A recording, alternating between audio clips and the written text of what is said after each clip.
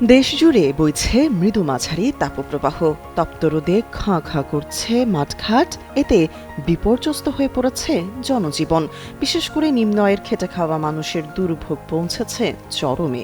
এমন সময় বৃষ্টি নিয়ে স্বস্তির বার্তা দিল বাংলাদেশ আবহাওয়া অধিদপ্তর। সোমবার প্রকাশিত পূর্বাভাসে বলা হয়, দেশের উপর দিয়ে বয়ে যাওয়া মৃদু থেকে মাঝারি ধরনের এই তাপপ্রবাহ আগামী কয়েকদিনে আরও ছড়িয়ে পড়ার শঙ্কা রয়েছে। বিশেষ করে ঢাকা, রাজশাহী ও খুলনা বিভাগের বেশ কিছু অঞ্চলে এখন গরমের রাজত্ব চলছে। তবে এই ভ্যাপসা গরমের মাঝেও কোথাও কোথাও বৃষ্টির আভাস পাওয়া গেছে। রোববার সন্ধ্যা থেকে পরবর্তী 24 ঘন্টার পূর্বাভাসে জানানো হয়েছে, চট্টগ্রাম ও সিলেট বিভাগের 2-1 জায়গায় অস্থায়ী দমকা হাওয়া সহ বৃষ্টির সম্ভাবনা রয়েছে।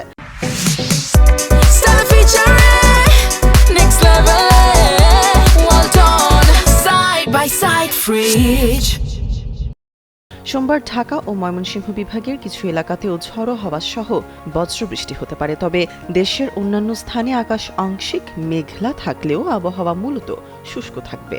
বৃষ্টি স্বস্তির ইঙ্গিত দিলেও রোদের তেজ কমছে না সহজে। আগামী 2 দিন সারা দেশের দিনের তাপমাত্রা সামান্য বাড়তে পারে বলে জানিয়েছে আবহাওয়া অফিস।